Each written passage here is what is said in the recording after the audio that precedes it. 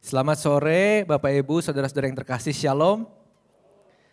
Senang sekali saya bisa hadir kembali di GBI Tasikmalaya ini dan kita masih punya kesempatan untuk beribadah secara onsite. Kita terus berdoa melihat perkembangan hari ini, mungkin ada ketidakpastian di depan, tetapi kita percaya Tuhan selalu menyertai kita. Amin. Hari ini tema kita adalah kasih mula-mula dan firman Tuhan yang akan saya sampaikan berjudul Cinta Lama Bersemi Kembali. Banyak orang berpikir mungkin ini kisah cinta nih, kembali ke percintaan masa lalu kepada seseorang, first love kita, mantan kita dan seterusnya. Tetapi tunggu dulu, firman Tuhan hari ini kita akan bahas tentang cinta lama kita bersama dengan Tuhan. Gimana caranya kita bisa cinta kita dengan Tuhan itu bersemi kembali. Nah, sebelum masuk ke dalam firman Tuhan, kita akan ada sedikit intermezzo. Ada sebuah tayangan yang sedang viral hari-hari ini, serian di Indonesia yang judulnya Layangan Putus. Ada yang nonton Bapak Ibu atau saudara-saudara? Enggak ada. Enggak ada yang ngaku ya Bapak Ibu ya. Tetapi enggak apa-apa, saya mau kasih sedikit cuplikan dari film ini yang sempat viral di sosial media. Boleh ditampilkan? Kamu kerja keras buat aku sama Raya, fine. Thank you. Tapi yakin, cuma buat aku sama Raya. Ya yakin dong, bos. Yakin. Terus ini apa? Lydia dan Mira itu siapa, Mas? Namanya ada di mana-mana loh di sini. Kamu sampai transfer berkali-kali ke dia pakai rekeningnya. Aku sendiri nggak tahu loh kamu punya, Mas. Oh nggak cuma itu, kamu beliin dia penthouse harga 5M, fucking penthouse. Terus kamu bawa dia ke Kappadocia. It's my dream, not her, my dream, Mas. Kamu gila. No, kamu yang udah gila, aku yang gila, kamu yang udah gila, Mas. Gini ngapain? Dengar, do you love her? Karena mau cocokin banget. Do you love her? No, dengerin aku dulu. Oke, perseteruan rumah tangga yang mungkin sempat viral dan ini diangkat dari kisah asli. Ada seorang penulisnya dan penulis itu menuliskan buku dari kehidupan pribadinya. Hanya di serial ini memang didramatisasi skripnya ya. Kalau kita lihat Mas Aris ini tokoh utamanya yang diperankan Reza Rahardian, tokoh utama menunjukkan seakan-akan dia suami yang baik. Dia bilang, aku kerja buat nafkahin kamu sama anak-anak. Oke, good. Istrinya juga bilang gitu, bagus Mas, tapi buat siapa lagi? Ketika menafkahi, dia melakukan tanggung jawabnya sebagai seorang suami. Tetapi ada yang missing, ada yang hilang dari sini, yaitu kasih kepada istrinya. Tertangkap basah ini ya, OTT. Ada print out transfer ke satu nama perempuan, Lydia Danira tadi. Siapa ini? Sampai dibelikan rumah seharga 5 miliar. Bukan rumah, sorry, apartemen. Kasihnya udah bukan ke istri dan keluarganya, tetapi kepada wanita lain. Tetapi tanggung jawabnya tetap dilakukan. Nah, ketika kita lihat ini menjadi satu gambaran gimana di dalam kitab Wahyu ada jemaat yang dipuji oleh Tuhan, yaitu jemaat di Efesus, tetapi akhirnya mendapat teguran juga oleh Tuhan. Nah, kenapa mirip? Kita lihat dulu. Apa sih yang dipuji dari jemaat Efesus di Wahyu 2? Wahyu 2 ayat 2 sampai dengan 3. Aku tahu segala pekerjaanmu, baik jerih payahmu maupun ketekunanmu. Aku tahu bahwa engkau tidak dapat sabar terhadap orang-orang jahat. Bahwa engkau telah mencobai mereka yang menyebut dirinya rasul. Tetapi yang sebenarnya tidak demikian. Bahwa engkau telah mendapati mereka pendusta. Dan engkau tetap sabar dan menderita oleh karena namaku dan engkau tidak mengenal lelah. Ada 5 hal yang dipuji oleh Tuhan kepada jemaat di Efesus. Yang pertama, jerih payah mereka dalam melayani itu luar biasa. Jemaat Efesus terkenal mereka tekun dalam melayani, tekun dalam pekerjaan Tuhan yang kedua. Jadi mereka bukan jemaat yang biasa-biasa, tetapi jemaat yang banyak melakukan pelayanan, ada buah-buah pelayanannya juga. Bahkan di poin ketiga, saya melihat jemaat itu dapat membongkar pengajaran palsu. Artinya jemaat Efesus memahami firman Tuhan kebenaran dengan baik. Kalau orang yang percaya Tuhan tapi nggak mempelajari firman Tuhan secara mendalam, ada pendeta yang ngomong bagus sedikit, ganteng atau rupawan sedikit, ngomongnya bagus, khotbahnya bagus. Jemaat akan mudah mengatakan amin. Apalagi yang diceritakan, yang dikhotbahkan tentang hal yang baik-baik. Tetapi jemaat Efesus bisa membedakan pengajaran yang benar dan yang tidak benar. Artinya mereka memiliki secara kognitif pemahaman firman yang baik. Lalu bukan hanya itu, jemaat di Efesus pun sabar dalam menderita karena imannya pada Kristus. Tidak mengenal lelah dalam memberitakan Injil dan dalam melayani Tuhan. Pada saat itu tentu menjadi orang Kristen gak seperti hari ini. Kita bisa beribadah tanpa ada gangguan atau ancaman. Walaupun memang suka ada ancaman tetapi kita dilindungi oleh hukum. Makanya kalau kita Natalan otomatis polisi atau tentara menawarkan diri untuk mengamankan gereja.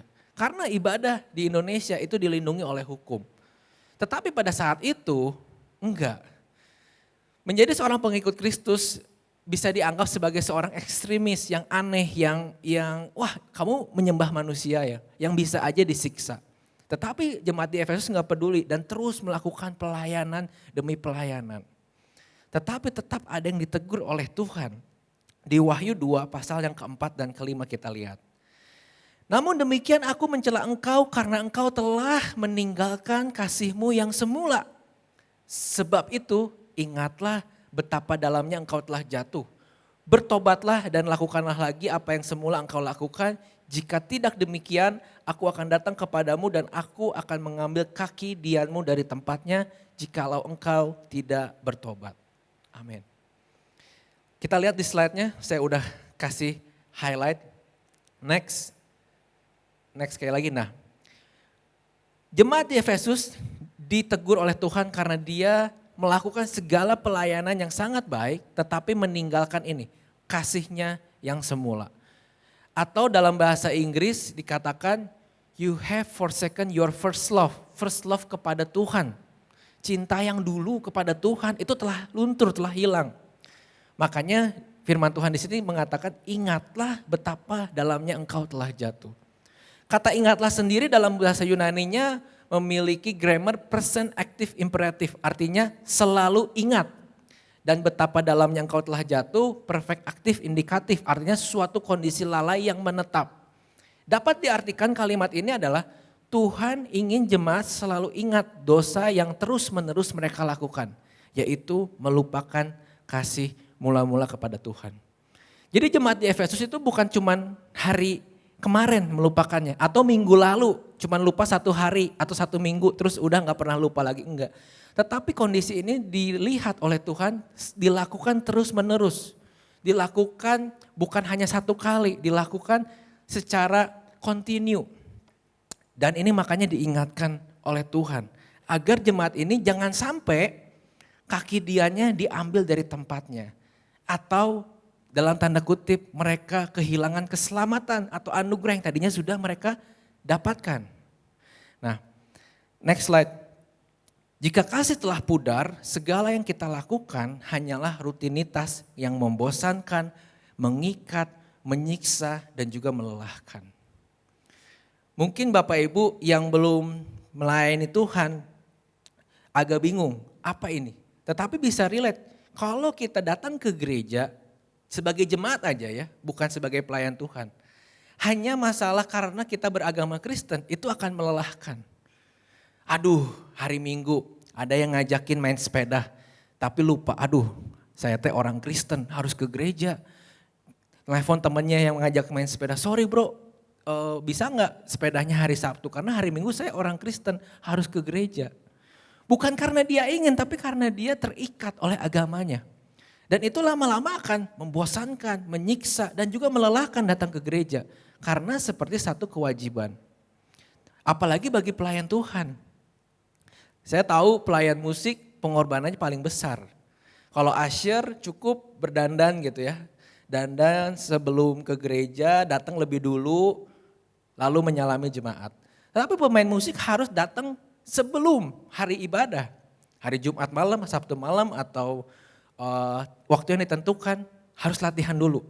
Sebelum latihan harus mikirin lagu. Habis mikirin lagu, lalu mikirin melodinya mainnya kemana ya? Pencetnya kemana? Nadanya di mana? Dan seterusnya. Lalu mereka melayani, datang paling duluan, pulang paling terakhir. Bapak ibu udah pulang, udah sampai rumah, mereka masih beres-beres kabel, masukin gitar ke tasnya. Kalau pemain drum tuh biasa beresin snare-nya dan seterusnya. Kalau semuanya dilakukan tanpa kasih, akan sangat menyiksa dan melelahkan.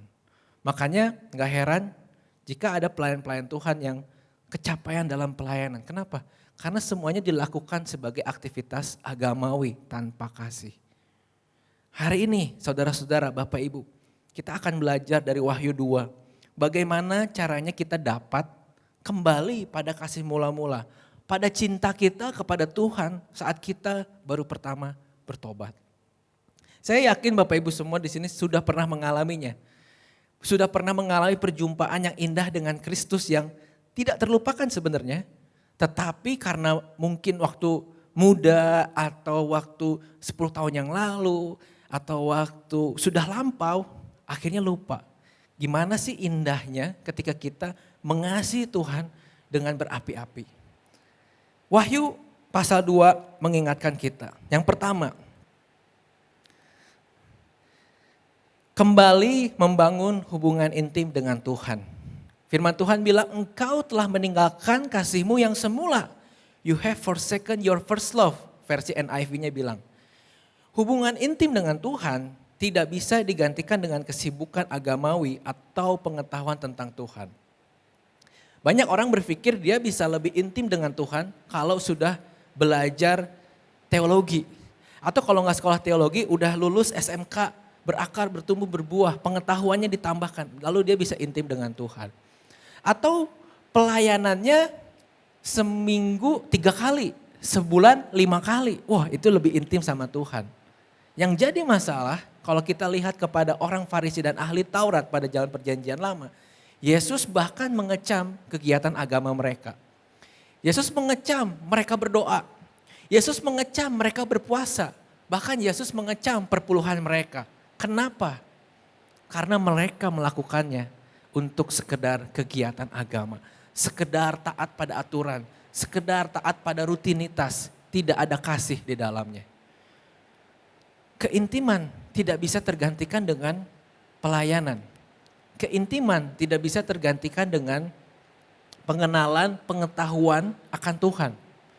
Keintiman hanya bisa didapatkan seperti gambar di depan. Berlutut, tunduk, mengosongkan waktu untuk bersekutu dengan Tuhan. Seringkali kita terjebak ketika kita sudah komsel, doa, menara doa, lalu kita mungkin sudah melayani bersama. Kita pikir itu enough, cukup. Tetapi ternyata tidak. Karena hubungan intim dengan Tuhan tidak tergantikan dengan hubungan secara corporate atau bersama-sama. Bayangkan jika sepasang suami istri selalu berada di dalam keluarganya. Suami istri tidur, ada anaknya, bahkan ada susternya, ada siapanya lagi, orang tuanya, mertuanya dalam satu kamar. Apakah akan ada keintiman? Sulit. Keintiman hanya bisa didapat ketika berdua. Keintiman sama Tuhan hanya bisa kita dapatkan ketika kita masuk kamar, tutup pintu, berdoa sama Tuhan. Bahkan di firman Tuhan bilang sepasang suami istri boleh sebentar menjauh satu sama lain ketika mau ketemu sama Tuhan. Tapi untuk alasan lain firman Tuhan menyatakan ya suami istri harusnya sepaket, jangan saling terpisah. Aku mau main sepeda, mau main golf, udah istri gak usah ikut, cowok-cowok aja, suami-suami aja. Nanti istrinya gantian, kami mau girls night out, mau arisan wanita, suami-suami di rumah jaga anak, gak usah ikut. Gak dibenarkan oleh firman Tuhan, tetapi untuk berdoa dibenarkan. Sebentar menjauhkan diri bahkan dari suami atau istri untuk berdoa kepada Tuhan. Itu adalah hal yang bisa mendapatkan keintiman dengan Tuhan. Doa pribadi sangat penting. Doa secara bersama-sama Gak kalah penting, tetapi jangan menggantikan itu dengan waktu intim kita sama Tuhan. Yang kedua, kembali mengingat segala dosa. Ingat-ingat dosa apa yang telah kita lakukan. Kenapa kita harus mengingat dosa? Karena ketika kita berdosa, hubungan sama Tuhan itu akan renggang. Saya berpikir seperti ini, ketika hubungan dengan Tuhan merenggang, dosa itu akan mengintip dan menggoda kita, lalu akan menghancurkan iman kita. Next slide. Ketika hubungan kita dengan Tuhan renggang, dosa itu mengintip. Mengintip gimana? Dia tuh tahu celahnya. Dosa tahu kapan kita akan tergoda dan jatuh. Dia menggoda. Terkadang kita berpikir yang menggoda itu iblis. Wah, ada iblis lewat jadi saya tergoda. Sebenarnya daging kita pun bisa menggoda kita tanpa perlu iblis. Karena Rasul Paulus katakan, janganlah engkau menuruti dagingmu yang lemah, tapi hiduplah sesuai dengan roh. Artinya bisa saja bukan karena roh jahat kita melakukan dosa, tetapi karena kedagingan kita tergoda. Artinya ketika hubungan dengan Tuhan renggang, dosa benar-benar ada di pintu depan hati kita. Ngetok-ngetok dan dia bisa masuk, bahkan mendobrak dan akan menghancurkan iman kita. Maka dari itu, poin kedua dikatakan dalam firman Tuhan, ingatlah betapa dalamnya engkau telah jatuh. Jadi kita harus ingat apa yang salah dalam kehidupan kita yang kita lakukan. Kenapa ada banyak orang tidak merasa jauh dari Tuhan, merasa dirinya fine-fine aja. Karena mereka gak tahu apa sih kesalahan mereka. Perlu perenungan, apa sih yang salah? Karena seringkali dosa yang besar kita lihat, tetapi kompromi-kompromi kepada hal-hal kecil itu kita lupakan. Di toko nipu customer, kembaliannya kurang 1.000. Biarinlah, customer juga orang kaya gak akan sadar. Hal-hal kecil sebenarnya akan berujung hal-hal yang besar. Kita kerja di kantor, sekarang mungkin ada yang work from home, kerjanya di rumah. Harusnya kerja dari jam 8 sampai jam 4 sore. Tapi kan gak ada yang tahu kalau kita jam 11 sampai jam 1 tidur, betul? Itu kompromi kecil. Tetapi jika diteruskan akan jadi hal yang besar. Kita harus renungkan apa sih yang salah dalam hidup kita yang tidak sesuai dengan firman Tuhan. Lalu kita jauhkan segala godaan agar kita gak melakukan itu lagi. Dan meninggalkan dosa itu secara radikal.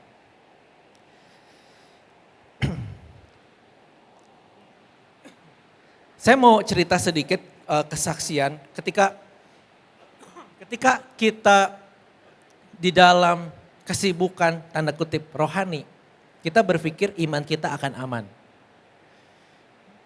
Kita pelayanan, kita datang ke gereja sering, kita datang ke pertemuan doa sering, kita datang ke komsel sering. Kita berpikir iman kita akan aman. Tetapi saya telah membuktikan dalam kehidupan saya pribadi, pada waktu kita terlalu sibuk dengan kegiatan-kegiatan agama dan kurang waktu intim sama Tuhan, iman kita tidak aman. Ya tadi dosa itu mengintip, menggoda dan akhirnya menghancurkan iman kita. Makanya pada saat 2014 saya ingat ketika saya diberi kepercayaan pelayanan pada waktu itu, walaupun belum seorang full time di gereja, saya masih volunteer melayani Tuhan. Tetapi kesibukan pelayanan membuat saya berpikir waktu doa pribadi saya tidak diperlukan lagi.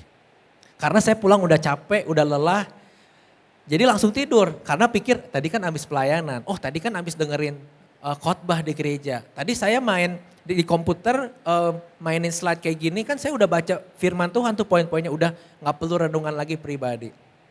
Ternyata hal itu membuat saya kompromi-kompromi kecil terhadap dosa.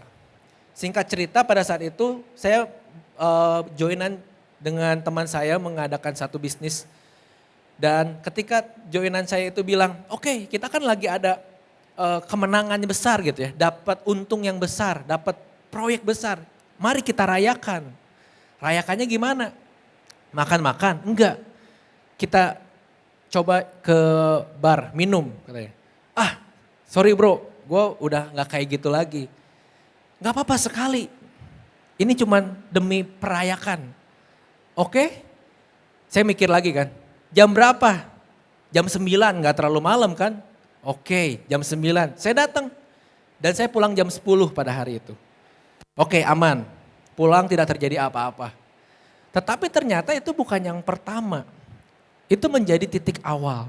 Dan seterusnya lama-lama diajak lagi, bro ayo kita rayakin lagi kemenangan yang kali ini, vendor yang kali ini. Dengan ke situ lagi. Lama-lama pulangnya di jam 11, jam 12. Dan lucunya, bisa-bisanya besoknya tetap pelayanan. Itu terjadi. Lalu saya berpikir ketika akhir-akhir tahun sekitar bulan September atau Oktober, saya berpikir gini, kenapa saya ada di sini lagi ya Tuhan? Ketika saya ada di tempat itu, lalu saya berpikir kayaknya ini tidak benar. Lalu pada saat itu memang saya lagi ada problem dengan bisnis itu, terlilit dengan hutang karena saya diberi bayaran oleh klien itu cek kosong. Cek kosong itu ditukerin ke bank, nanti banknya bilang maaf pak nggak ada uangnya. Jadi nggak ada dapat uang. Kita nggak bisa bayar ke toko tempat kita ngambil barang. Pada saat itu saya berpikir, wah hancur nih hidup. Karena hutangnya jadi besar, kalau sampai ceknya nggak akan bisa isi. Lalu saya ingat, kayaknya itu udah terlalu jauh dari Tuhan. Singkat cerita, seorang teman pelayan Tuhan juga, dia bilang gini, bro besok kosong nggak? Kenapa? Mau ikut nggak ke Jakarta? Ada worship night di sebuah gereja, sekalian saya mau ngorder barang. Kalau kamu kosong ikut yuk, temenin. Karena saya sendirian nih, udah beli tiket 2, yang 1 cancel. Oh oke. Boleh deh ikut. Karena di Bandung pusing, lagi banyak masalah, lagi banyak utang. Saya akhirnya datang ke gereja itu di Jakarta, worship night 2,5 jam saya ingat, berdiri gak pakai kursi. Jadi 2,5 jam berdiri, nyanyi, dengerin firman Tuhan, nyanyi lagi. Di situ saya cuman bilang ke Tuhan gini, Tuhan kayaknya saya udah terlalu jauh. Tuhan ampuni saya. Nggak ada saya bilang di situ, Tuhan tolong hutang saya biar lunas. Nggak, karena saya nggak berani. Karena saya udah kayaknya banyak kompromi yang saya lakukan dalam Tuhan. Akhirnya singkat cerita ketika saya udah lewat worship night, besoknya sebelum pulang ke Bandung saya ditelepon sama orang di Bandung bilang gini, Pak ceknya boleh ditukarkan ke kantor kami. Karena udah berkali-kali ditukar saya bilang gini, oh ya boleh. Sok mau bank apa lagi sekarang? Saya sampai bilang gitu, kamu udah pakai bank ini, sekarang mau bank apa lagi yang ada uangnya? Bank ini Pak, coba tukerin aja dulu. Cepetannya Pak, sebelum habis katanya gitu. Ya udah akhirnya saya minta tolong staff datang ke sana. Dan akhirnya sebelum tutup bank bener uangnya masuk. Lalu teman partner saya bilang, wah hoki bro, hoki. Hoki nih kita, orang lain tuh ada yang belum kebayar bro, hoki. Lalu saya bilang sama teman saya, enggak bro, ini bukan hoki, berkat Tuhan. Karena saya tahu di situ Tuhan menolong saya. Akhirnya saya mengambil keputusan ketika masalah itu beres, saya nggak ada utang lagi sama perusahaan, saya keluar dari perusahaan itu. Saya fokus sekolah pada waktu itu S2, walaupun ketika saya keluar dari bisnis itu, S2 saya pembiayaannya sempat terbengkalai, sempat ngutang gitu sama sekolah. Tapi nggak apa-apa saya keluar, saya pikir saya harus tinggalkan ini karena bisnis ini bagus, bisnis yang halal, tetapi lingkungannya pada saat itu membuat saya kompromi dengan dosa. Dan akhirnya saya bisa meninggalkan itu. Kenapa? Karena saya ingat betapa jauhnya saya telah menyimpang dari jalannya Tuhan. Kalau nggak ingat, enjoy. Dapat berkat, bisa kasih perpuluhan lebih besar, bisa bantu orang lebih banyak, bisa kasih berkat buat keluarga, walaupun iman saya hancur. Tetapi saya putuskan untuk meninggalkan itu, kenapa? Karena saya lebih mementingkan kesehatan rohani saya. Poin ketiga, kembalilah bertobat. Jadi setelah ingat, bertobatlah dan lakukan lagi yang semula engkau lakukan. Artinya jika kita melakukan kesalahan, kita harus bertobat, yaitu menyesal, minta maaf, lalu tinggalkan dan lakukan yang benar. Contoh simpelnya ketika kita dititipin sama istri kita di rumah buat bapak-bapak. Saya nggak tahu apakah saya doang, bapak-bapak pelupa atau bapak-bapak yang lain juga. Seringkali ketika kita di kantor, di toko atau di pabrik gitu ya, lagi kerja, istri kan chat tuh, sambil pulang tolong titip susu atau titip telur habis. Waktu kerja kan kita pusing ya, oke gitu. Lalu ketika pulang sampai rumah, ada nggak telur atau susunya? Nggak ada, lupa. Karena mumet di kantor kan, waduh habis meeting sama klien pusing. Ketika kita menyembunyikan itu dari istri kita, terjadilah pertengkaran seperti Mas Aris tadi. Suamiku, mana telurnya? Telur apa? Aku gak ngerti. Telur, susu tadi kamu bilang oke. Hah, susu? Yang mana? Tadi aku udah chat, kamu balas oke. Lalu kita hapus chatnya. Gak ada chat. Kita ngelak, semakin kita ngelak semakin ribut sama istri. Bisa-bisa malam itu kita tidur di luar, gak bisa tidur di kamar sama istri. Kenapa? Karena kita gak mengakuinya. Kalau kita buka pintu terus ingat, aduh lupa. Istriku maaf, telurnya lupa, susunya lupa karena tadi aku banyak pikiran. Oke, sekarang aku beli dulu, nanti aku pulang bawakan telur dan susu. Tolong siapkan makan malam aja. Aku pergi dulu beli telur dan susu. Walaupun pada saat itu mungkin istrinya gak sepenuhnya happy, tetap ada betenya dikit. Tapi gak akan separah kalau kita pura-pura bodoh. Sama ketika kita melakukan dosa, ketika kita menyadarinya di hadapan Tuhan dan mengakui kesalahannya. Hubungan kita sama Tuhan akan mudah diperbaiki. Tetapi kalau kita ngotot bilang ini kan Tuhan aku lakukan untuk engkau. Aku kan nipu klien, nipu customer di toko kan demi bisa kasih persembahan yang besar Tuhan. Ketika kita berlagak bodoh, ketika kita banyak alasan akan dosa-dosa kita, hubungan kita sulit pulih dengan Tuhan. Hubungan dengan Tuhan akan dipulihkan jika kita bertobat meninggalkan segala dosa itu. Caranya gimana? Yang pertama, datang sama Tuhan, akui apa sih yang menjadi kesalahan kita. Pertobatan akan menyadarkan kita seberapa indah dan bahagianya dekat dengan Tuhan. Pertobatan akan menyadarkan kita seberapa indah dan bahagianya dekat dengan Tuhan. Kita suka berpikir yang penting duniawi kita secara keuangan dan lain sebagainya nyaman, itu akan bahagia. Padahal kita lupa bahagia sesungguhnya hanya ada dekat dengan Tuhan. Saya beberapa saat lalu post tentang sesuatu tentang healing.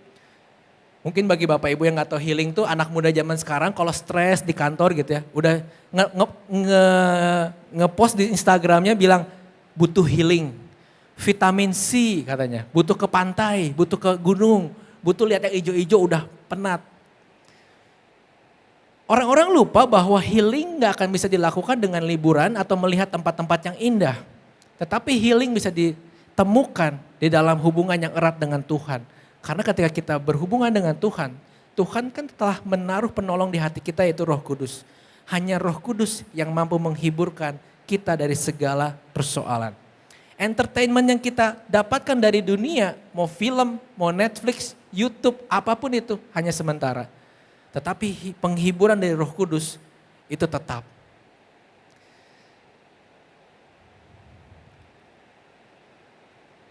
Ketika firman Tuhan hari ini menegur kita, mari kita CLBK, cinta lama bersemi kembali dengan Tuhan. Jangan mengelak lagi atau malah nyerang Tuhan. Kayak tadi Mas Aris di video. Apa aku gak ngerti Tuhan, salah aku apa? Kenapa engkau hukum aku Tuhan, salah aku apa? Akui kesalahan kita, akui dosa kita di hadapan Tuhan. Mari kita kembali pada cinta mula-mula kita kepada Tuhan. Yang pada waktu pertama kita berjumpa itu sangat bergairah, bersemi, dan menyenangkan hatinya Tuhan. Saya minta tim Praise and Worship untuk bersiap-siap. Saya akan tutup dengan satu slide lagi. Nah ini.